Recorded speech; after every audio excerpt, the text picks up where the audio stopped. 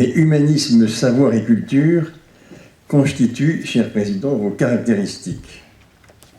Vous êtes en effet professeur des universités, histologie, embryologie, cytogénétique, à la faculté de médecine de Montpellier, Nîmes, et praticien hospitalier, CHU de Nîmes, ainsi que chef du pôle biologie-pathologie du CHU de Nîmes. Mais vous êtes également docteur en histoire, membre de la Société française d'histoire de la médecine, secrétaire général de la Société montpelliéraine d'histoire de la médecine, et bien sûr membre de notre académie dont vous êtes le président. Le vitalisme montpelliérain n'a plus de secret pour vous. Merci beaucoup, cher Hilaire, cher coprésident. Et je vais donc vous dire quelques mots, c'est un peu une gageure, sur l'esprit de l'école de médecine de Montpellier. Alors, évidemment, au départ, et je ne veux pas, bien entendu, empiéter sur ce que vous dira après moi le professeur Jacques Verger, la fondation de l'Université de médecine a lieu le 17 août 1220 par la promulgation des statuts du cardinal Conrad d'Urach, légat du pape Honorius III.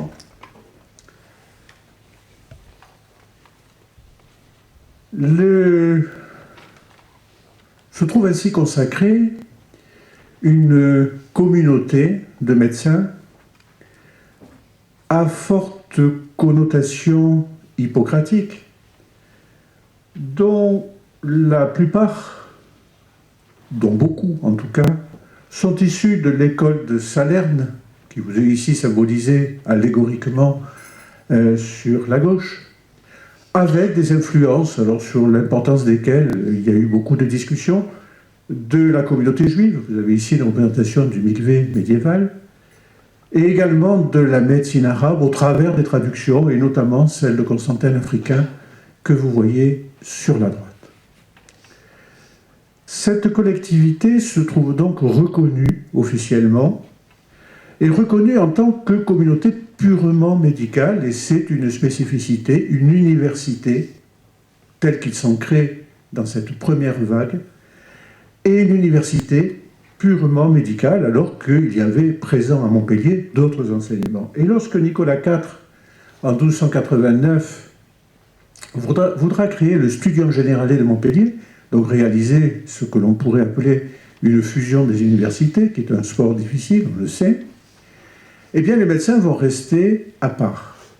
Ils vont rester à part, ce qui aurait pu être une impasse, mais en fait, qui sera au contraire, vu la notoriété qu'ils vont acquérir, un pôle d'attraction qui va souder un certain nombre de traditions, d'attitudes, d'optiques sur le monde, complémentaires, centrées sur l'homme, et constituant donc un esprit original qu'il s'agit maintenant de préciser. Et nous allons le faire donc en voyant ces différentes filiations se regrouper ou bourgeonner les unes après les autres, avec chaque fois donc un déroulement historique qui nous amènera à un certain nombre de va-et-vient. Alors cette communauté, je vous l'ai dit, elle reste consciente d'elle-même, comme on le voit sur les sceaux, celui-ci, le sceau de Saint-Luc de la fin du XIVe, comme sur celui-ci qui est de 1605 et qui porte bien l'indication université médicale, université des médecins. Alors, la première tradition, le tronc finalement de cette école, c'est bien évidemment la médecine, la clinique médicale. Il n'est pas question de citer tout le monde, loin de là. Quelques aperçus. Quelques aperçus pour préciser un esprit. Vous avez par exemple Arnaud de Villeneuve, l'un des plus grands médecins du Moyen-Âge, mais qui n'est pas que médecin, qui est aussi philosophe, qui est aussi théologien, qui est aussi diplomate, et donc une activité médicale qui est, pourrait-on dire, dispersée, et pourtant qui assure une activité, une renommée, une efficacité aussi, il faut le dire, dans le domaine médical. Bernard de Gordon, et on pourrait en citer bien d'autres, participent de cette lignée médicale au Moyen-Âge. Et puis notre Rabelais, notre Rabelais qui vient s'inscrire en médecine, est aussi un enseignant de médecine, et il traduit Hippocrate et Galien à partir des manuscrits grecs, et une traduction originale, et non plus à travers l'arabe, à travers le syriaque, tel qu'on avait pu l'avoir au siècle précédent. Donc il s'insère pleinement dans cet enseignement médical, et on verra qu'il s'insérera aussi dans la lignée anatomique. Ce personnage, entre autres, c'est Laurent Joubert. Laurent Joubert, qui est médecin du 19e, pleinement médecin, mais un médecin qui s'intéresse aussi à des choses un peu atypiques. Le traité du rire. Eh bien, Rabelais, mieux vaut de rire que d'armes écrire pour ce que rire est le propre de l'homme. Eh bien, ce traité du rire fait aussi partie des préoccupations médicales. Donc, un champ d'investigation qui est large, qui n'est pas strictement de la clinique, qui s'intéresse à beaucoup de choses. Continuons toujours dans cette veine clinique médicale. Nous arrivons à Boissier de Sauvage, passionné de botanique, mais enseignant de clinique, et qui publie une classification des maladies à la manière des botanistes. Autrement dit, une interfécondation, pourrait-on dire, de lignées, de disciplines, de façons de penser complémentaires et pourtant appliquées à la pratique clinique. C'est Henri Fouquet qui est à la fin du XVIIIe, à la charnière XVIIIe-XIXe, va rénover l'enseignement clinique avec par exemple cet essai sur le pouls, et en n'oubliant pas que Michel Foucault, dans la naissance de la clinique, en fait l'un des acteurs, l'un des emblèmes de cette révolution clinique du début du XIXe. Et puis, il ne faut pas oublier aussi la passion que les médecins montpelliérains ont eue pour la pathologie générale. Alors la pathologie générale, on a l'air de dire souvent que ce sont un peu des nuées. En fait, c'est une vision très synthétique, mais une synthèse nourrie de différentes traditions et une synthèse qui permet à la fois d'économiser l'esprit, d'ouvrir des pistes nouvelles et des idées nouvelles. Vous avez ici François Anselme Job, qui en fut l'un des plus ardents défenseurs. Et puis, je voudrais souligner et rappeler aussi que Joseph Grasset, à la fin de sa carrière, va quitter une chaire de clinique médicale pour assurer l'enseignement de pathologie générale dans lequel il voyait vraiment le couronnement de la médecine. Grasset, que vous voyez ici solennel et à côté un peu caricaturé sympathiquement. Et puis dans cette ligne de pathologie générale, il y a deux noms que je voudrais citer, alors qu'ils entrent dans la phase où l'oubli arrive. Il y a notamment le professeur Paul Pagès, qui fut le père d'André Pagès, qui fut notre confrère, et lui-même était à l'Académie, qui a ardemment défendu cette idée de pathologie générale. Et puis, mon maître André Mandin, que vous voyez à côté, avec son contact parfois surprenant, mais qui a vraiment beaucoup marqué plusieurs d'entre nous, justement dans cette ambiance, dans cette fidélité à la conception de la pathologie générale et la fidélité à une certaine continuité historique. Voilà quelques mots que je voulais vous dire sur le premier tronc, le tronc clinique. Mais vous allez me dire, il y a de la médecine, qu'en est-il de la chirurgie? Eh bien évidemment, il y a Henri de Mondeville, mais il y a surtout, dès le Moyen-Âge, Guy de Chauliac. Guy de Chauliac, le père de la chirurgie, l'auteur du Guidon, de la grande chirurgie qui sera le manuel usité jusqu'au XVIIe siècle. Guy de Chauliac qui est éminemment à la fois médecin et chirurgien, c'est-à-dire pour qui la chirurgie est un chapitre de la médecine. Et tous ceux au sein de l'école de Montpellier, on en reparlera, qui l'étudieront, insisteront sur ce côté, sur cette union de la médecine et de la chirurgie. Et lorsque le divorce se sera produit, eh bien, c'est quelqu'un qui a été formé dans l'ambiance montpelliéraine, la Peyronnier, même s'il a été docteur en médecine de l'université de Reims. C'est la Peyronie qui va obtenir de Louis XV la création de l'Académie royale de chirurgie et la création des collèges royaux de chirurgie, c'est-à-dire la restauration de la qualité universitaire de la chirurgie. Et ces chirurgiens vont devenir donc pleinement, notamment après les réformes révolutionnaires, vont devenir pleinement des acteurs de la faculté de médecine. Et je ne fais que vous montrer ici le portrait d'Étienne Frédéric Buisson, et puis le portrait, et puis la photo de son bureau, que connaît bien notre doyen, puisque c'est le sien, qui a été légué donc au successeur du doyen Buisson. Et ce qui est intéressant, c'est non seulement le portrait de Buisson qui y figure, mais sa bibliothèque. Sa bibliothèque qui est une bibliothèque de chirurgiens, mais aussi et surtout d'un humaniste dans une lignée et dans un esprit qui est tout à fait à souligner.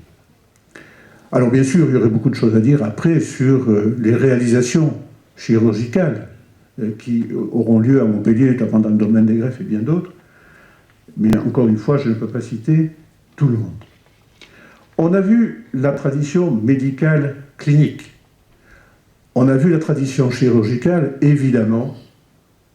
Qui dit chirurgie, dit aussi anatomie et plus largement morphologie. Les dissections commencent à Montpellier très tôt, bien sûr après l'Italie, mais très tôt. Et vous avez ici la représentation célèbre d'une vignette de la grande chirurgie, d'un manuscrit de la grande chirurgie de Guy de Chauliac, conservé à la bibliothèque de médecine. Et vous voyez bien le maître avec le livre d'un côté, la baguette de l'autre, qui regarde dans le livre et qui d'abord va du livre à la baguette pour dire, voyez, c'est ce que les anciens ont décrit, et puis qui inverse, quand il voit la réalité, qui inverse le sens et qui passe de la baguette au livre pour critiquer, amender et faire progresser le livre et l'enseignement. Alors, cette pratique chirurgicale, eh bien, même Rabelais, et vous en avez ici une trace, quelques sous pour une anatomie qui a été interprétée par Messire François Rabelais. Donc Rabelais à Montpellier aussi a disséqué, ne s'est pas contenté de faire du latin et du grec.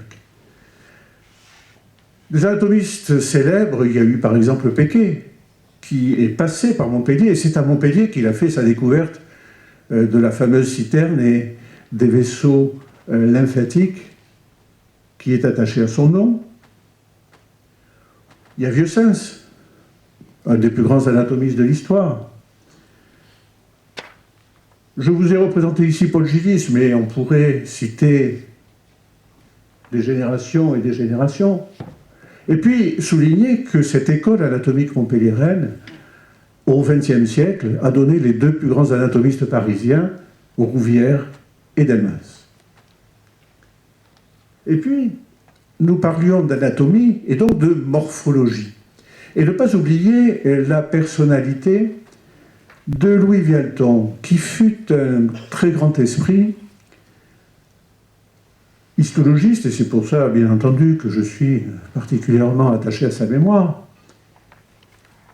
embryologiste et anatomiste comparé, alors qu'il fut bien sûr, et on a l'ouvrage L'origine des êtres vivants, où il critique vertement, non pas l'évolution en tant que telle, mais l'interprétation de l'évolution qui avait cours de son temps sur des arguments morphologiques, mais le cœur de la pensée de Vialton, c'est la morphologie en tant qu'interface, finalement, entre ce qu'on pourrait appeler des idées, des formes, qui sont un peu platoniciennes, en quelque sorte, et la réalité concrète que l'on a sous le scalpel ou sous le microscope. Et vous avez, par exemple, l'une de ces images qui reprend d'ailleurs un dessin de Charles Martins, qui vous montre la comparaison du membre supérieur et du membre inférieur, reconstruit l'un et l'autre à l'identique, pour montrer, finalement, l'évolution très modérée de l'aspect des membres. Cet extrait de son traité sur les vertébrés tétrapodes, qui sont des monuments d'érudition. Et Vialton a été vraiment le chantre de la morphologie, et il était juste qu'on le rappelle ici. On a donc vu la clinique, la chirurgie, la morphologie, et disons, bien sûr, qui dit morphologie, dit aussi sciences naturelles, la personnalité de Rondelet, grand ami de Rabelais, à la Renaissance, son goût pour l'anatomie, puisqu'il dit ça quand même ses proches et sa famille, son goût pour la zoologie, avec son histoire des poissons, qui a un côté relativement scientifique, un autre un petit peu plus fantaisiste, et bien sûr, la place de la botanique dans l'esprit montpelliérain. Botanique notamment grâce à Richet Belleval, qui va obtenir d'Henri IV la création du Jardin des plantes de Montpellier. Un jardin des plantes qui est un site extraordinaire notamment de réflexion et de progrès dans la discipline botanique. Et on ne peut pas oublier donc la figure de Magnol, qui va donner son nom au Magnolia, et qui fait faire des avancées considérables dans la botanique, alors que lui, Magnol, est enseignant, là encore, de médecine clinique, mais qui s'intéresse fortement à la botanique et qui participe à la gestion du jardin. Et donc, par exemple, son prodromus, dans lequel les familles de plantes sont disposées en table. Donc ce concept de famille de plantes est une révolution et un progrès considérable en botanique. Et ce progrès en botanique, on le retrouvera au siècle suivant, avec notamment De Candolle et sa théorie élémentaire de la botanique, l'un des ouvrages fondamentaux, mais qui dit bien dans son titre qu'il s'agit d'une théorie, c'est-à-dire d'une interface, d'un filtre entre une réalité, comme je disais tout à l'heure, un peu platonicienne, et la réalité des formes qu'il s'agit de réinterpréter, de retrouver, tout à fait dans la même démarche que celle que Vialeton a eu ultérieurement du point de vue histologique. Et puis ses successeurs, Raphaël de Lille, Charles Martens, qui sera aussi féru de bien d'autres disciplines, y compris de climatologie, Planchon, dont, comme vous le savez, le rôle fut essentiel dans la lutte contre le phylloxéra, et qui était pourtant professeur de médecine, professeur de cette école, et avec un dernier ou avant-dernier représentant, Hervé Aran, et son élève, qui est encore le doyen d'élection de notre académie, je veux dire Daniel Jarry, avec cette insertion de l'histoire naturelle médicale qui se coule finalement dans les disciplines actuelles de parasitologie, mais avec un esprit infiniment plus large. Clinique, chirurgie, morphologie, sciences naturelles, il reste à parler de physiologie. Physiologie, bien sûr, la physiologie moderne démarre notamment au XVIIe, avec par exemple la découverte de la circulation d'Harvey et le portrait de Guy Patin, qui fut le modèle du parisien, enfin le modèle parisien du médecin Diafoirus de Molière, puisqu'il en refusait énergiquement l'idée, alors que celle-ci était acceptée à Montpellier. Alors dans la physiologie, on ne peut pas ne pas citer, bien sûr, le nom de Barthès. Barthès en tableau, Barthès en statue. Barthès qui a joué un très grand rôle dans la pensée et dans la vie de la communauté montpelliéraine. Il l'a fait notamment par cet ouvrage fondamental des nouveaux éléments de la science de l'homme. Nouveaux éléments de la science de l'homme qui est finalement une œuvre, j'allais dire, d'humilité, une œuvre fondatrice d'humilité. Que dit-il finalement dans ces nouveaux éléments ? Il dit, on nous dit que la physique et la chimie expliquent tout de l'être vivant, mais aujourd'hui, ce n'est pas vraiment le cas. Et pourtant, je suis scientifique, donc un événement, un fait a une cause. Cette cause, je n'en connais pas le nom, je l'appelle principe vital, et finalement, nommer me permet de progresser, et c'est ce que essaie de montrer un auteur italien, dont vous avez ici l'ouvrage, Di Trocchio, ouvrage qui est paru en 1981, Automa et Vita. C'est-à-dire que finalement, contrairement à Descartes qui ne voit dans l'être vivant qu'une montre, il dit que l'être vivant est une montre un peu particulière, parce que c'est une montre qui se répare elle-même. C'est une montre qui est donc un siège d'autorégulation. Et ce concept d'autorégulation, de même que le fait de dire que la science du vivant, le mot de biologie n'existe pas encore, que la science du vivant est une science autonome, mais une science authentique, évidemment, a une importance considérable dans l'histoire des idées médicales. Alors on dit que Barthès passe à son époque pour quelqu'un d'un peu fumeux, ce principe vital, etc. Ce principe vital, dans la tête de Barthès et dans ses écrits, c'est vraiment un acte d'humilité, c'est de dire la situation est ce qu'elle est, comment est-ce que je peux avancer? Et son élève Lordain, qui passe encore plus pour idéologue, philosophe, etc., va dire, bien finalement, dans cette triple partition, le corps, ce qu'on peut appeler l'interface, qui est la force vitale, dit-il, de Barthès, et puis l'esprit qui est conscient et qui décide, eh bien, il y a une véritable anthropologie, une véritable union. Alors, ce Lordain, on en fait, alors qu'il par ailleurs est féru de littérature, etc., ce Lordain, on en fait un philosophe pur, alors qu'en fait, aujourd'hui, on reconnaît qu'il est un des fondateurs de l'aphasiologie, c'est-à-dire de la science des troubles du langage, justement grâce à sa lecture, sa grille de lecture de la réalité biologique, et un des fondateurs de la neuropsychologie cognitive, à tel point qu'un laboratoire du CNRS de Toulouse apporte son nom pour rappeler on peut dire, ce caractère pionnier dans un domaine qui aujourd'hui a une importance indiscutable. Nous parlions de physiologie. Mais la physiologie, je dirais, la plus classique du 19e, c'est notamment celle de Flourens. Or, Flourens, il est né à Morillon, il a fait ses études à Montpellier, il a été l'élève de Candolle et de Lordain, il a été docteur de Montpellier, puis il est monté à Paris pour faire la carrière de physiologiste que vous connaissez. Grasset, eh bien Grasset fera aussi de la physiologie. Vous avez ici une représentation de son ouvrage sur les centres nerveux et ce qu'on a appelé le polygone de Grasset, qui est une interprétation, une modélisation du fonctionnement cérébral avec le centre haut qui est le centre de la conscience et de la motricité volontaire et puis les centres afférents de l'audition, de la vision, du tact et les centres efférents de la motricité, du tonus, etc. Et tout ceci est réparti sur une forme géographique, un véritable polygone qui aide à comprendre. Il ne dit pas c'est cela la réalité, c'est une aide à la compréhension.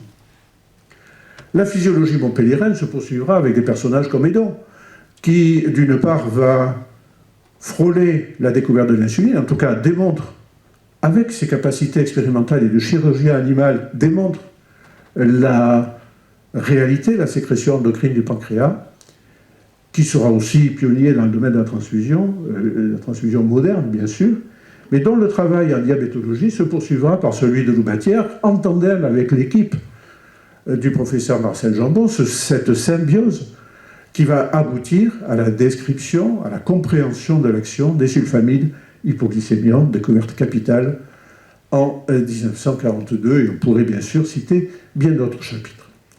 Après, donc, cette physiologie qui fait suite à la morphologie, etc., dire un mot, mais juste un mot très rapide, aussi du goût pour l'histoire, et l'histoire de l'école, vu que cette école se déroule au cours du temps.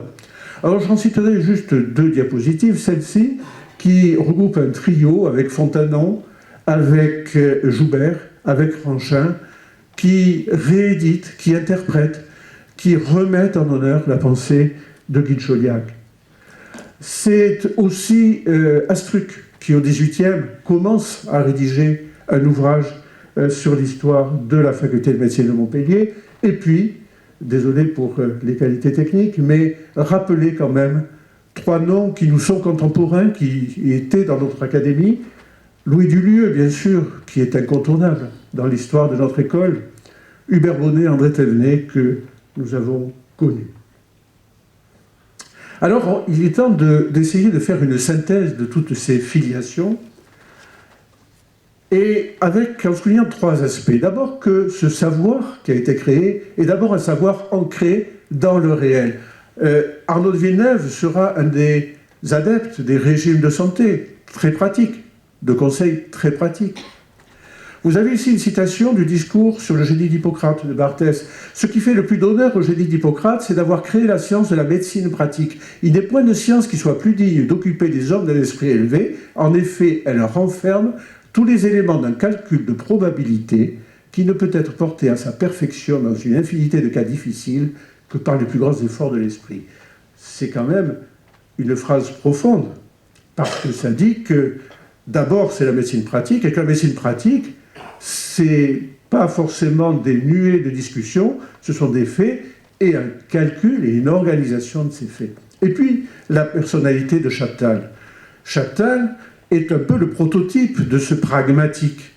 Il est docteur en médecine de l'ancienne université, il est chimiste, mais chimiste industriel, il est politique, et il est un des organisateurs de la France moderne, avec sa loi de santé publique, avec sa création de l'internat, et avec tous les bienfaits dont il comble l'université, la faculté de médecine, et qui font l'essentiel de son patrimoine, que je n'ai pas le temps, bien sûr, de détailler aujourd'hui, mais qui sont des éléments essentiels. Donc, premier point, un ancrage dans la réalité. Deuxième caractéristique, la structuration du savoir. Quand Hippocrate faisait une étude des tempéraments, avec la bile jaune, le sang, la bile noire, la lymphe, tout ceci peut être représenté dans un schéma très géométrique.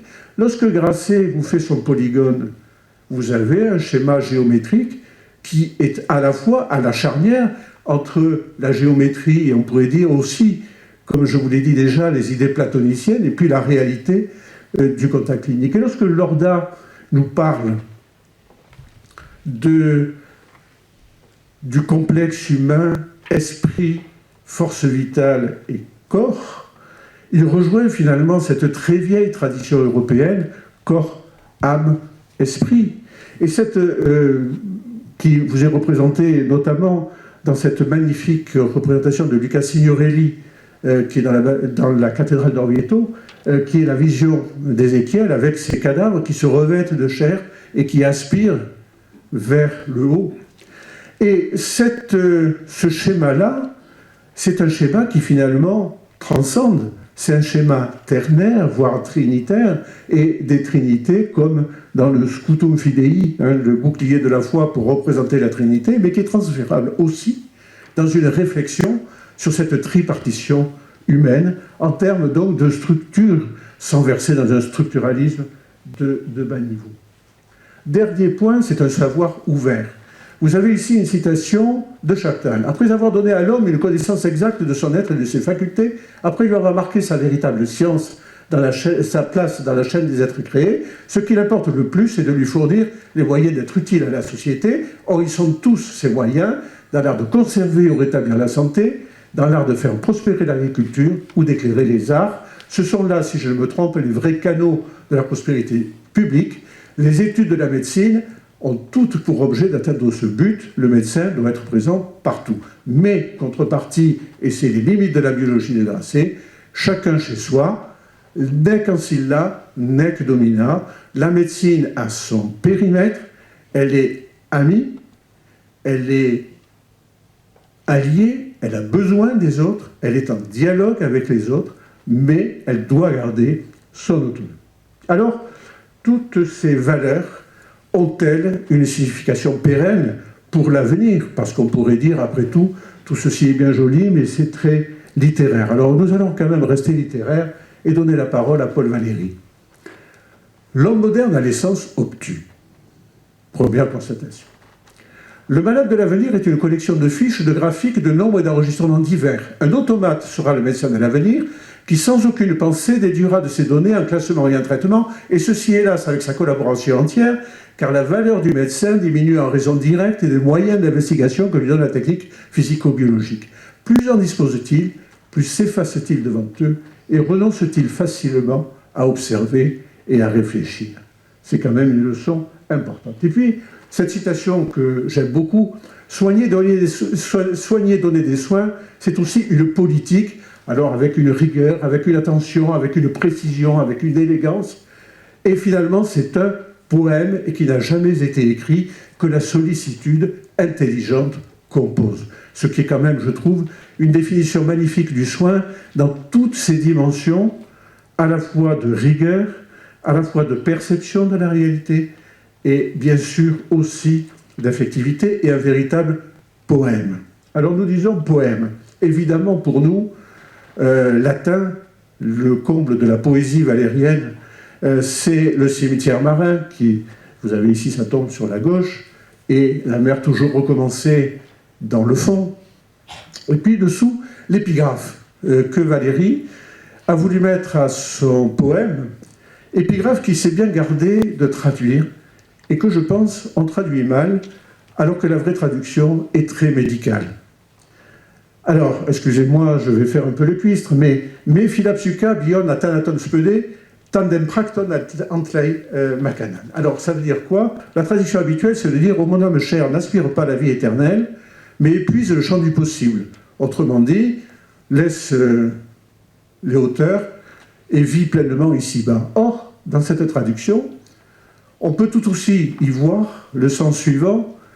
« Ô mon âme chère, ne vise pas la vie éternelle, mais épuise, épuise, makanan. Makanan en attique, c'est mécané. Mécané qui a donné la mécanique. Épuise finalement toutes les ressources de ton esprit. » Et je crois que c'est une belle devise pour le médecin. Épuise, y compris tes algorithmes, épuise, y compris ton intelligence artificielle, dans tout ce que tu peux donner. Mais, et Valéry le savait aussi, ne t'enferme pas dans le narcissisme, parce qu'au Jardin des Plantes, Valéry avait médité sur cette tombe de Narcisse, sur laquelle il y a une épitaphe composée par Prunelle à la demande de Candolle, Placandis Narcissae manibus, pour apaiser les mânes de Narcisse. Et bien sûr, la médecine doit utiliser toutes ses ressources, mais il faut quand même apaiser les mânes de Narcisse. Et finalement, le dernier mot,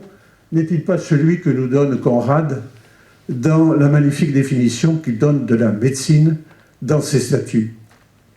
Il nous dit « Assurément, la parole du sage recommande-t-elle de vénérer cette science, attestant que le Très-Haut, ayant créé la médecine à partir de la terre, l'homme avisé ne la repoussera pas. » C'est-à-dire que la médecine est créée de la terre et elle a pleinement à exploiter toutes ces ressources de la terre. Mais elle est en dialogue, et en dialogue aussi avec d'autres discours que Conrad estime, bien entendu, incarnés et qu'il estime être incarnés aussi dans la philosophie et la théologie et dans bien d'autres disciplines. Mais disons que la médecine a sa place dans le concert des disciplines universitaires, ce qui est le sens finalement des célébrations du 17 août 1220. Alors, vous voyez qu'au terme de ce parcours, l'école de Montpellier est restée en réflexion vis-à-vis de ce que l'histoire lui a donné d'être. Avec ce buste d'Hippocrate et au-dessus cette devise qu'elle s'est donnée en 1795, Olim Kous, donc Bonspeliensis Hippocrates. Hippocrate était autrefois de Cos et il est aujourd'hui de Montpellier.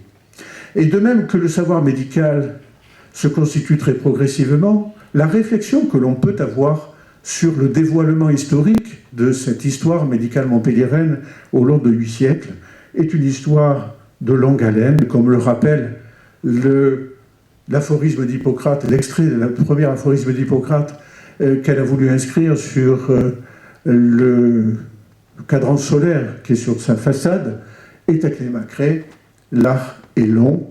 Je vous remercie de votre attention.